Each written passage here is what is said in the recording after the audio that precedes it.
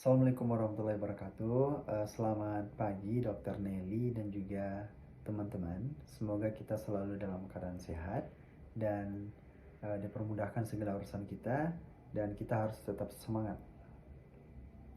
Oke. Sebelumnya saya mengucapkan permohonan maaf atas ketidakhadiran saya dalam tutorial pada hari ini. Nah, oke. Eh, Langsung saja ya. Nah, jadi di sini saya akan membahas materi terkait multiple sclerosis, yang dimana multiple sclerosis itu adalah penyakit autoimun. Nah, jadi penyakit autoimun yang dialami pasien Sandi ini itu berbeda dengan penyakit autoimun yang kita pelajari di HIS ya. Nah, jadi penyakit autoimun ini itu adalah sistem imun yang menyerang jaringan tubuh sendiri gitu. Yang dimana pada multiple sclerosis sel sistem kekebalan itu menyerang mielin.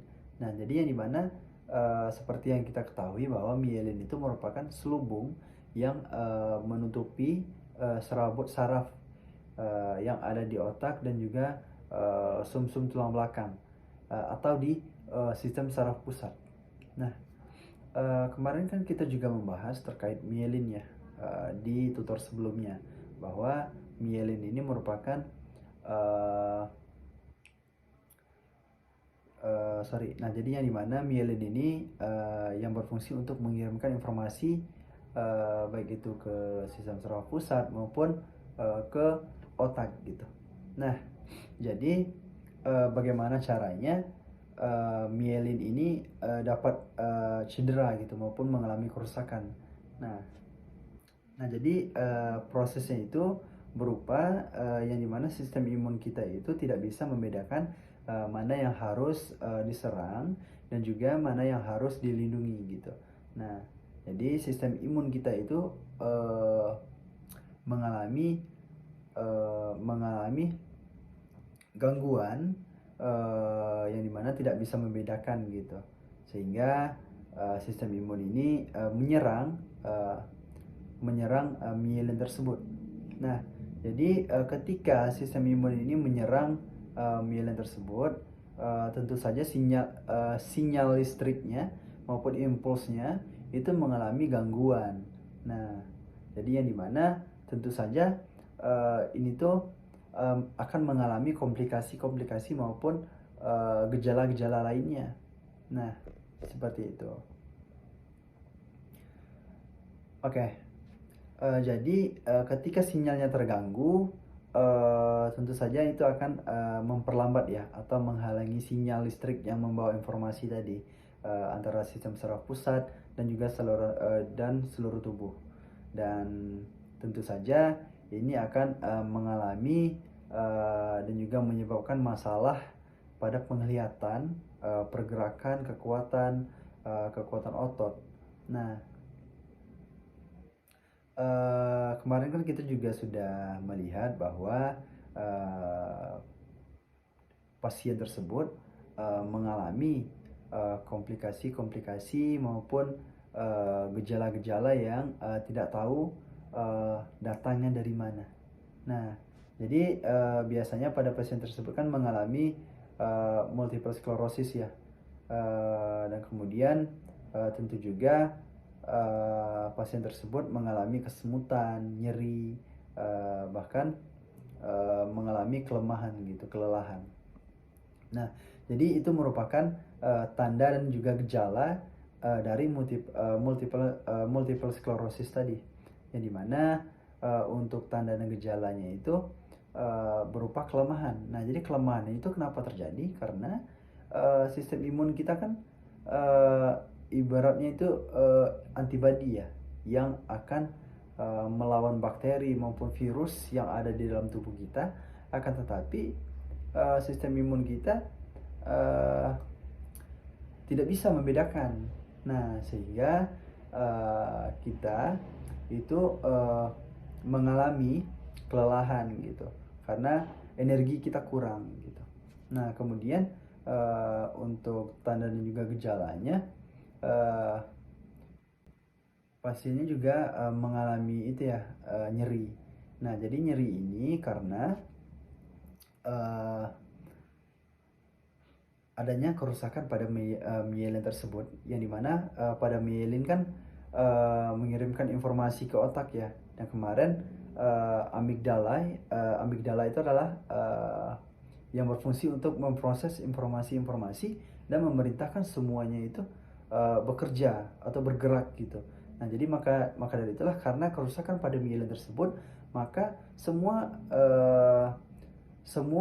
yang bertugas seperti amigdala, talamus, nah itu tugasnya itu terhalang maupun terhambat karena terjadinya kerusakan pada myelin tersebut, sehingga muncullah berbagai masalah seperti nyeri. Nah, bahkan nyeri itu kadang berkelanjutan gitu.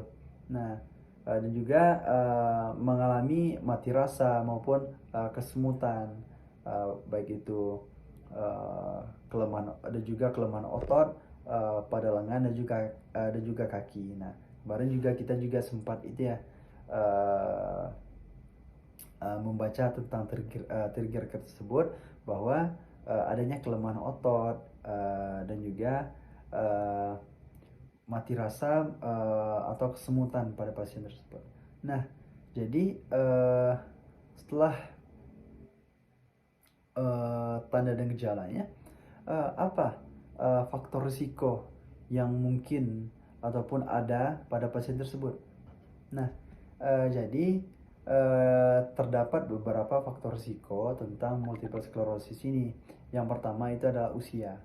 Nah, jadi usia itu yang paling rentan itu adalah usia 20 hingga 50 tahun. Nah, kemudian itu adalah jenis kelamin. Nah, kenapa jenis kelamin? Karena jenis kelamin ini biasanya yang paling rentan itu adalah wanita. Kenapa paling rentan pada wanita? Kenapa? Karena wanita itu mempunyai hormon estrogen, yang dimana pada laki-laki itu tidak mempunyai hormon estrogen.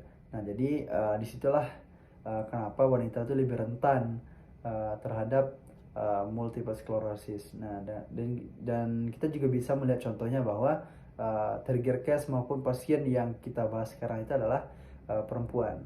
Nah, seperti itu. Kemudian genetika atau genetik. Genetik ini juga bisa menjadi salah satu dari faktor risiko dari penyakit multiple sclerosis ini, yang dimana penyakit ini tuh tidak diturunkan secara langsung. Nah, akan tetapi risikonya itu lebih tinggi pada orang yang memiliki kerabat dekat, seperti orang tua, saudara kandung yang mengalami atau mengidap multiple sclerosis ini. Nah, seperti itu untuk uh, uh, pembahasan baik itu dari mekanismenya, tanda gejalanya, serta faktor risikonya. Nah, jadi mungkin sekian ya dari pembahasan multiple sclerosis. Apabila ada pertanyaan atau tanggapan, bahkan ada tambahan, nanti teman-teman boleh catat di bawah ya, biar saya akan menjelaskan nantinya ke teman. Mungkin sekian ya, Dok dan juga teman-teman. Terima kasih.